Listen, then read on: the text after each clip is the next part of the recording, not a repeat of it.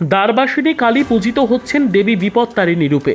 রাঢ় বাংলার গ্রামীণ রীতিনীতি মেনে দেবী দ্বারবাসিনী পূজিত হচ্ছেন বিপত্তারিণী রূপে। বিপত্তারিণী দেবী দুর্গারই আর এক রূপ।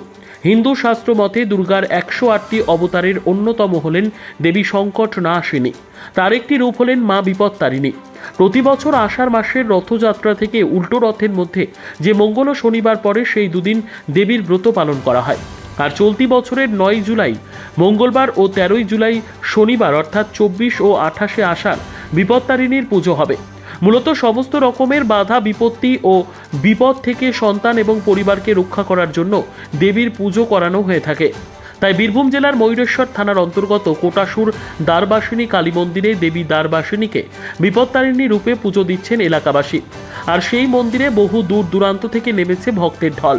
13 রকমের ফুল ফল মিষ্টি ও নৈবেদ্য সাজিয়ে 13 গিটের ধাগা নিয়ে এসে পুজো দিচ্ছেন বাড়ির মহিলারা। দ্বারবাসিনী মন্দিরের প্রধান সেবায়িত করুণা সিন্ধু রায় জানিয়েছেন, মা দ্বারবাসিনী খুব জাগ্রত। কোটাসুরের কুলদেবতা মদনেশ্বর শিবের দ্বার রক্ষক এই দ্বারবাসিনী। বছরের প্রতিটি দিনই নিত্য পুজোর আয়োজন আছে এই মন্দিরে। তবে দেবী বিশেষ পুজোয় পূজিত হন বিপত্তারিণী ব্রত উৎসবে, দুর্গাপুজোর দশমী তিথিতে ও কার্তিক মাসের দীপাবলি উৎসবে।